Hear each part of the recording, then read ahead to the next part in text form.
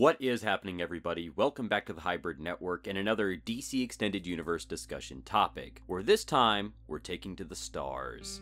Green Lantern, possibly one of my absolute favorite superheroes rather, hasn't been discussed much in these videos, and that's for a good reason because, well, they haven't really been that prevalent within the DC Extended Universe. We haven't really gotten too much reference to the Green Lantern Corps, or even some of Earth's members like Hal Jordan, John Stewart, Guy Gardner, Kyle Rayner, Simon Baz, Jessica Cruz, Jade. Well, okay, you get the idea. No one's been mentioned, really. I think the closest we have is a nod to Carol Ferris in Man of Steel, but other than that, it's been pretty vague on the existence of the Emerald Knights within the DC Extended Universe. So, in lieu of any official sources on where the Corps is at in this universe, I wanted to talk about a speculatory topic. Speculatory being the key word here. This is not confirmed anywhere. Normally I wouldn't have to clarify that, but the past has shown me that needs to be stated. So, yeah, speculatory. This is all from my own head. So, Hal Jordan, fearless hero, the greatest Green Lantern, the harbinger of the Silver Age Corps and what it would all become down the line. He's the best of the best, the world looks up to him, as does the Corps itself. So, what happens when the uncorrupt becomes corruptible?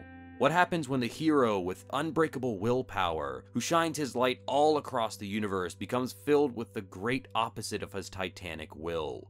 Fear. Parallax was the name taken by Hal Jordan in the 1994 miniseries Emerald Twilight, born out of a desire to kind of revamp the Green Lantern title by replacing the lead character with someone else, Kyle Rayner, and essentially eliminating the Green Lantern Corps as supporting characters. Outside of its editorial reasons, Hal Jordan's descent into Parallax was a bit of a dark time for the character, as it was brought about the destruction of his hometown of Coast City by the villain Mongol, and after begging the Guardians to help him bring it back, they refused him, sending him on a down spiral into insanity as he wipes out members of the Green Lantern Corps, in an attempt to utilize the chronal energy to rewrite time and just overall comic book stuff. That's about the brunt of what this is. It wasn't revealed until 2004 in Jeff Johns' Green Lantern Rebirth that Parallax was revealed to be a parasitic entity of the yellow light of fear, more or less explaining Hal Jordan's descent into madness and saving a bit of face with the character. Now, all this is fine and good, but what does this have to do with the DC Extended Universe? Well, with the Green Lantern Corps movie supposedly set to star Hal Jordan and John Stewart, I began to wonder about the history of Hal's character within this universe. How much has he gone through? How much could he continue to go through? While Steppenwolf's invading Earth, what is Hal's role in everything?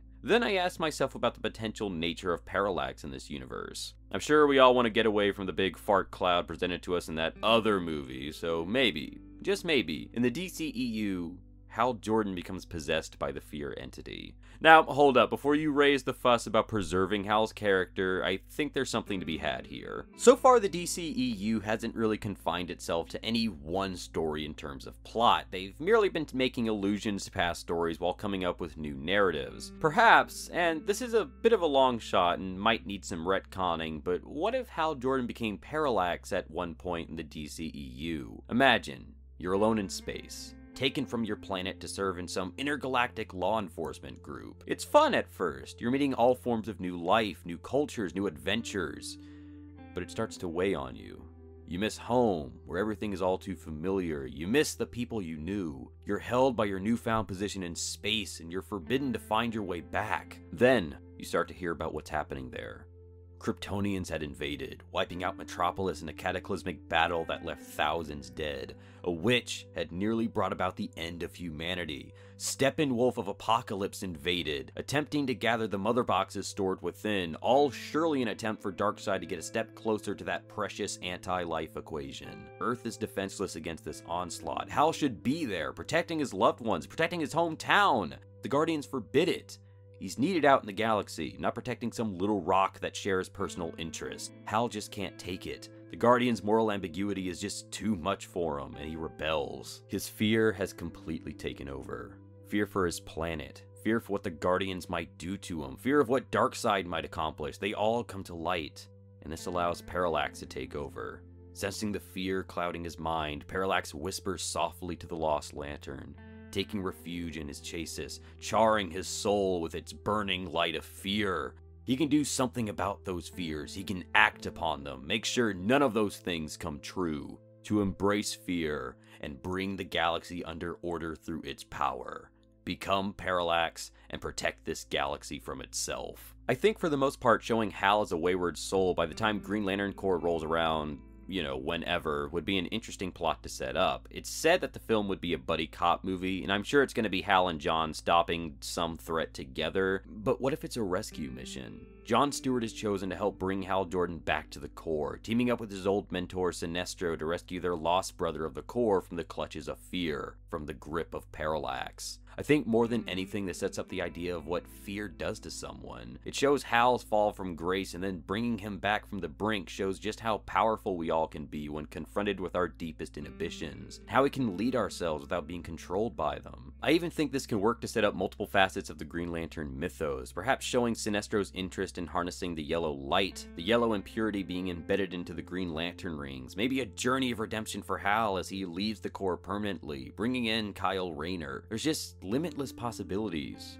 And I don't think that this would really besmirch Hal in any way. If anything, it would show just how strong he is. By extension, us. Because it would show how even those we idolize, those we look up to, are susceptible to that fear deep within our minds. And it would show us all about how we can overcome that crippling power, and be better people for it, living with that fear, instead of living in it. What do you guys think? Do you think Hal Jordan could be Parallax in the DCEU, or already was at some point? Let me know in the comments down below, and if you like this video, go ahead and give it a thumbs up, and perhaps subscribe to the channel to stay up to date on all of our videos as they come out. My name is Luke, and I'll catch you guys next time.